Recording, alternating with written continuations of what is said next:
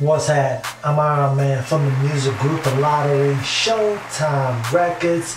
You know who I am and you know what I does. I represent them Los Angeles Lakers for life. It's the banner to my side. I want to get through this as fast as I possibly can because I can't wait to see these highlights. But what did I learn from watching this game between the Pelicans and the Dallas Mavericks? What did I learn? I learned so much about 5 or 6 people that were involved in this game. I just learned a lot. Of course, hey man, look. Devin Harris played well off the bench, you know, for the Mavericks. You know, kudos to him. He still got it. Frank Jackson, he's a low-paid, like a rookie or a second-year player. I think he's a rookie for the Pelicans, and he played well. He went in there and dunked, not on Devin Harris, but Devin Harris was guarding him. So Devin Harris came back down the other way and snatched the ball back between his legs and shot that 3 splash right on him. And I was like, oh, look like that boy still got it. He got something left in the tank. I was like, okay, that was cool. Jmvol was fantastic coming off the bench and had a bunch of points and had a bunch of assists. He did have like 3 or 4 turnovers, which is the only bad thing about his game. But other than that, he shot a decent percentage and he really led that charge, especially when they came back and took the lead in the 4th quarter. But we're moving on. We're moving on. Some other important things that I saw. Ryan Brokoff, shooting guard, comes off the bench. Didn't play. That's why I included him in that trade in the last video that I did about Luka Doncic needs some help because he just doesn't fit in their play. There's just no minutes for him. They're not giving him any minutes. Okay, might as well ship him on over to the New York Knickerbockers. They're looking for a change, so I thought that would work out just fine. But what concerned me is that Jalen Brunson did not play this game, and he wasn't injured. He just did not play coach's decision. I am disturbed by that, very disturbed. That taught me something about one of the characters involved in the game today. But looking on this, Julius Randle, he played fairly well, shot a poor percentage, you know. But when you're used to coming off the bench and you're in a starting role and you're playing next to Anthony Davis, who was all world, all galaxy once again, okay, you know, because Nikola Mirotic isn't there. You know, sometimes you rush your shots and you don't get your shots in the same spot when you're playing a different position. But other than that, he played a pretty good game. Okay, let's talk about, and Drew Holiday, he was great too. He was great, but it's just like, he's just a consistent, really above average player, and it's just, man, it's just, I don't know, it just doesn't seem to be enough. I don't know. I really believe the Pelicans need to change coaches and they need to change the roster. They need to do some things. I know when Nikola Mirotic comes back and when Elfrid Payton comes back, if he comes back healthy, they need to make some wholesale changes over there because I did not see some good coaching towards the end of that game. But we'll talk about that another time. Let's talk about these Dallas Mavericks. They came in there losers of 6 straight. And the Pelicans had lost 4 straight, so one of these streaks was going to come to an end.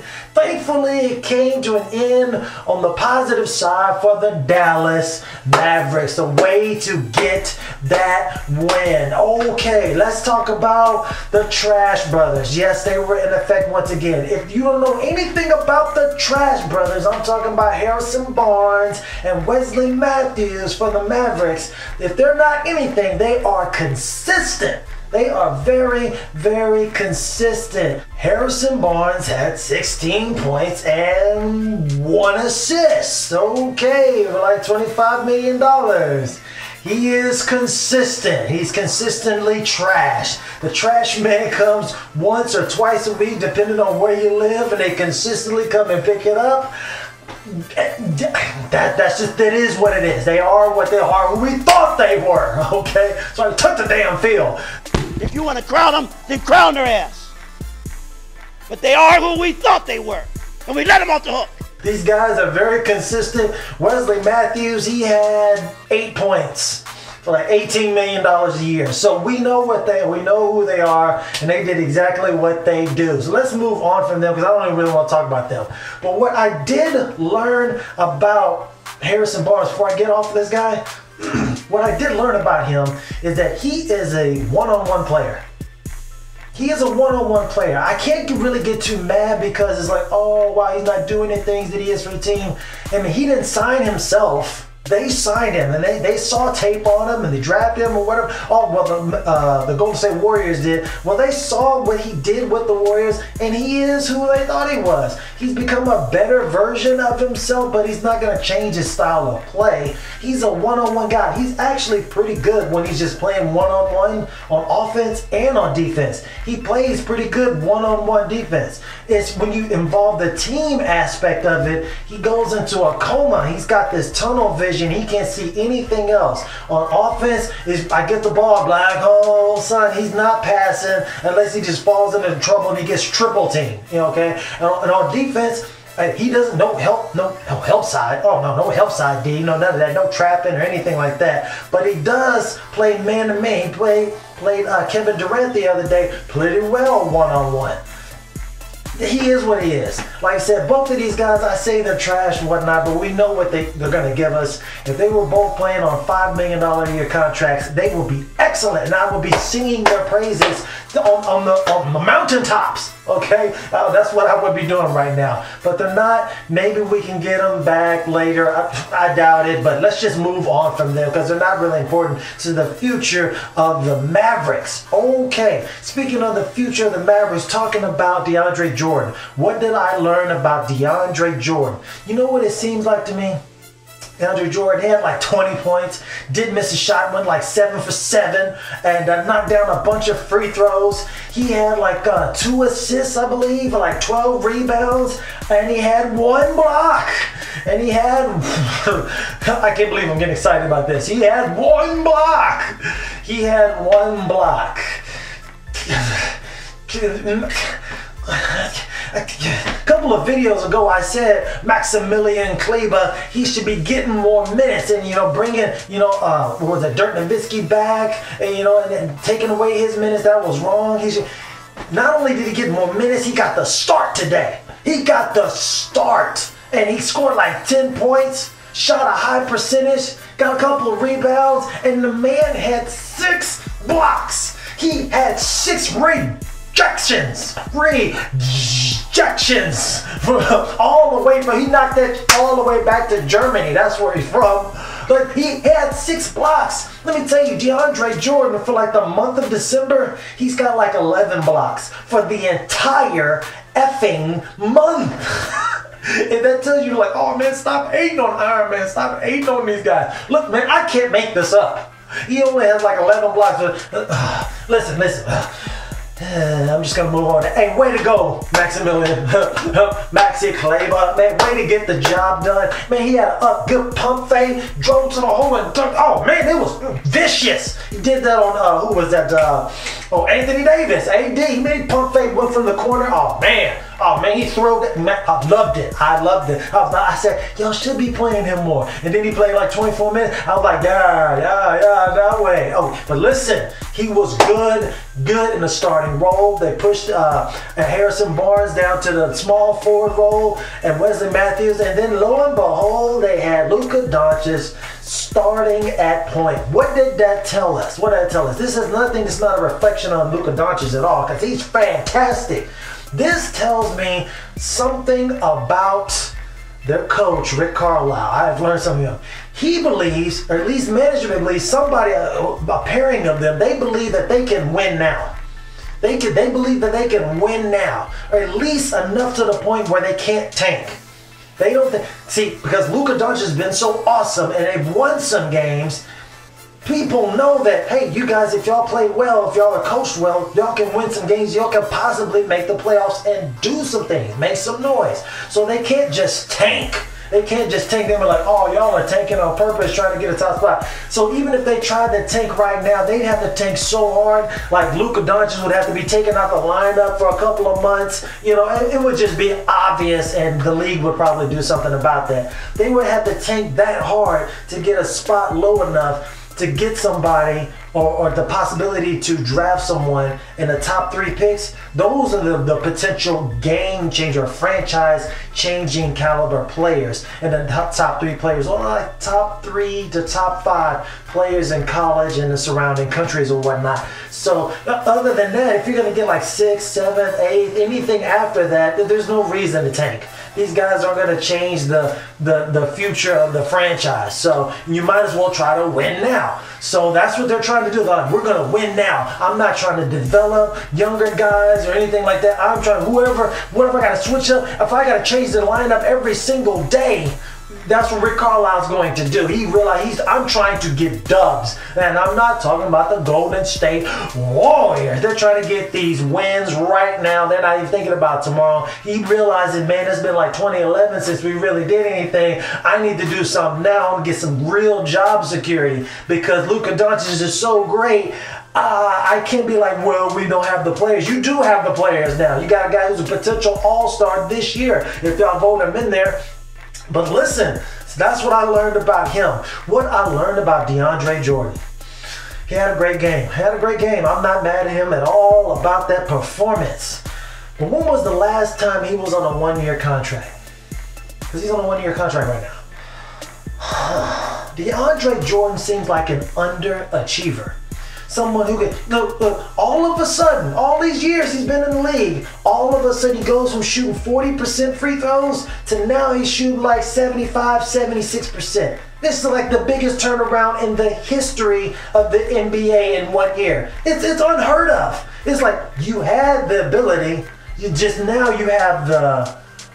have the motivation to do that because you're on a 1-year contract. That's why earlier there was rumblings about people getting mad that he was stealing rebounds from everybody else. He's trying to pump up and artificially inflate his numbers so that he can get a new long-term deal, which will probably be the last long-term deal of his career. So he wants to get that. He wants to definitely get that. So now, and he realizes like, man, Luka Doncic is pretty good. You know what? Now it seems like it's all an act. He's trying to be buddy-buddy with Luka Doncic. He's like, yeah, if I can play well with him, I can sucker Mark Cuban into giving me a huge long-term contract. He's like, man, look how well he plays with Luka Doncic. He deserves it. We're going to move well into the future. As soon as you give him that 3 or 4 year deal for huge money, sucky ass DeAndre Jordan will return. No more 20 rebound games or anything like that. His numbers all probably fall down around the board. That's what it looks like. He had long-term contracts over there in the Clippers, in Los Angeles with the Clippers. Think about this. When he said he was going to sign with the Mavericks, and before he was like, oh wow, he's like, man, you know, I want a bigger role, I want more responsibility because I can do more stuff. He believed in his mind that he could do more stuff. What was stopping him from doing more stuff over there? All you have to do is show it in a couple of games and then they're going to let you do it. Because you're like, hey man, I showed it. It's not like I'm only showing it in practice. He didn't do it because he liked that role that he was in. You know, he's getting paid big money. He's in a spotlight. Then they're winning most of their games. So he's like, yeah, if they win, he doesn't get most of the credit, but he's getting paid a super great wage. And if they lose, he gets none of the blame. No one will be like, oh man, they lost, the Clippers lost because DeAndre Jordan's trash. No, man, they say blamed it on Chris Paul. He can never be a winner. And everywhere he's gone, they won on a limit. He's never even made it to the finals. Oh, God, it's Chris Paul. Or it's Blake Griffin. Or maybe they're not getting along and all this other stuff. Blah, blah, blah, blah. Or maybe it's Doc Rivers and he gave a contract to his son, Austin Rivers. And that's what's causing the hoopla and the uproar over there. You see, it was good. He was like, yeah, let me go over to Dallas and let me get this big contract and I want to be the man around here. Then he was like, you know what, maybe I don't want these problems. And he said, then they came in there, they locked him in the room and he said, you're not leaving until you coming back with us. And he said, man, they really want me. At least they'll allow me to try more stuff and I'll make more money with them. They're going to allow me to try more stuff or I'm not going to re-sign with them. And if they lose or we lose, Still not my fault. Well, if I go to Dallas, I'll make less money.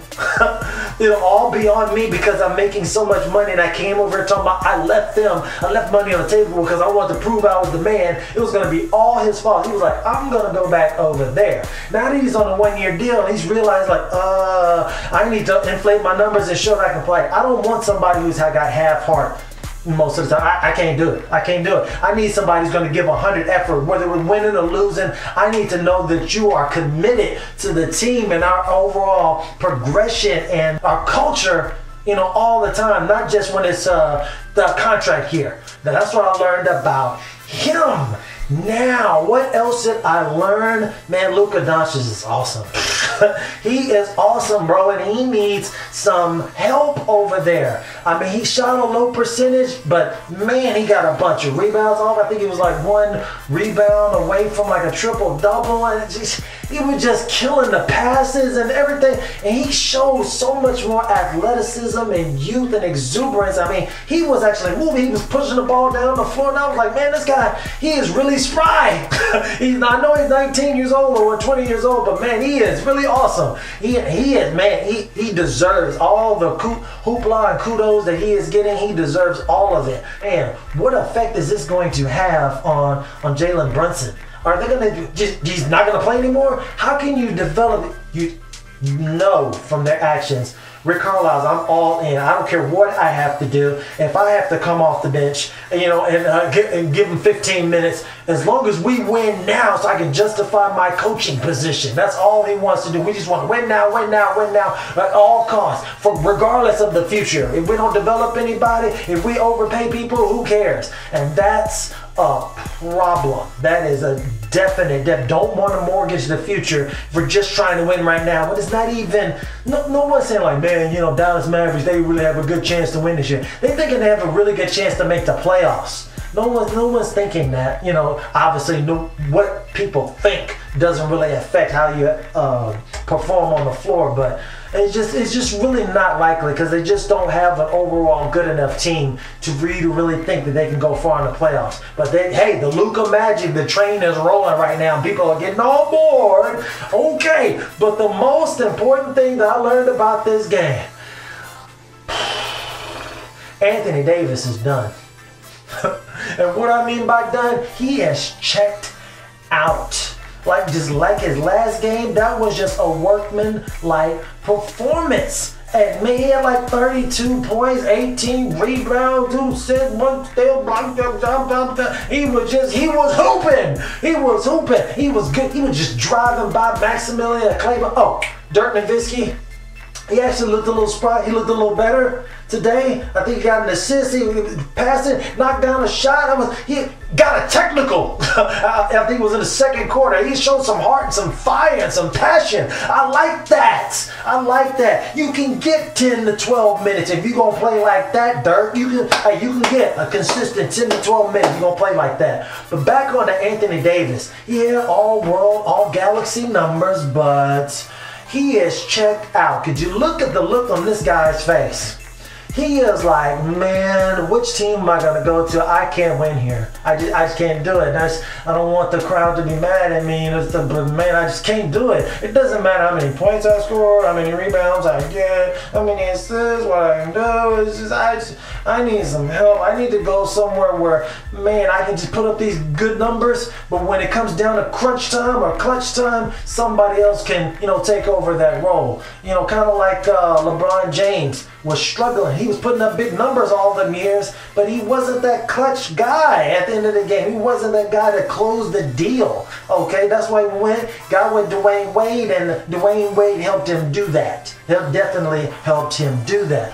Okay, but man, Anthony Davis is done. He has got no passion whatsoever. He's just doing it because he's awesome, and he is out of there. That guy is out of there. He's just decided, man, do I really want to go play with LA and Bron, or do I want to go play for the Celtics? I don't even know what to tell anybody. But hey, he was still phenomenal. He was still fantastic. Don't believe me? Roll that beautiful beam footage. Here we go. AD open underneath the DeAndre Jordan already off the bat. What is this guy? Oh, look at this Toro defense. That's why I'm saying we need to get rid of that guy right there. He can't stop. He can't get a block. They just going by. This is Toro defense. Like they're doing the running of the Bulls. And Ole! Just letting, oh, look at Luka Doncic. He said, I ain't stunned about that. I ain't stunned about DeAndre Jordan and his lack of defense. He said, I'll play defense. If Anthony Davis is going to score every time, I'll just have to steal the ball so he can't get it. Oh my God, this guy is fantastic and awesome at the same damn time. Oh my God, but to stop all that, it's just like, we're just running pick and roll. Nobody can stop us. Dirk's in the game. There's no interior presence. He said, man, I'm at the point I'm running pick and roll every single time. He said, oh, DeAndre Jordan's not going to come out here. I'm going to go, oh, Maxi Kleber. He's like, I can't. Who is this guy? Oh my, I can't, man, strong to the hole. He's dunking, slapping the backboard. Look at that. That was a foul. That was a clear foul on Julius Randle. They are not calling it. I don't want him to flop, but oh my God, this is too easy. This is way too easy. That's why Kleber can't get that many minutes, because you can't allow somebody to just score that easily. Look how hard he had to work. Yeah, he got it done over Drew Holiday, but dadgummit, he had to work for that. Look, he's wide open spaces. This don't make no sense. He is eating these people alive. Harrison Barnes, anybody, Finney Smith, and just look, listen. There is no stopping it. Oh my God, that was pretty good defense, but it's not good enough. Look at this. DeAndre Jordan is in a coma. He is in a coma. He's like, layups right this way, sir. He's like, look, but look at this terrible play at the end of the game. They had no idea what to do. Alvin Jersey's gonna get fired. He's just like, oh, let me just fire this up. I know we can't. Look at him. Look at him. He wasn't even trying to win. He's like, man, I'm on my way to LA. I ain't worried about this. Hey man, good game, good game. Look at this. They could have called that a foul. Look at this, a terrible shot. Drew Holiday should have shot that. He's like, oh, I don't even care. No passion, no love for the game. He is like, I have checked out mentally. I'm not even here. Not mad. He's like, he's like, hey man, look, hey man, you should come play with us. Playing with Luka is pretty cool. He's like, yeah, I'm gonna go play with LeBron. Now, if you want to talk about passion, the passion that Luka Doncic displayed, he said he was gonna do everything: drive in, knock down shots, passing it to folks. Well, he didn't knock down too many jumpers. I think he like 1 for 5 from 3,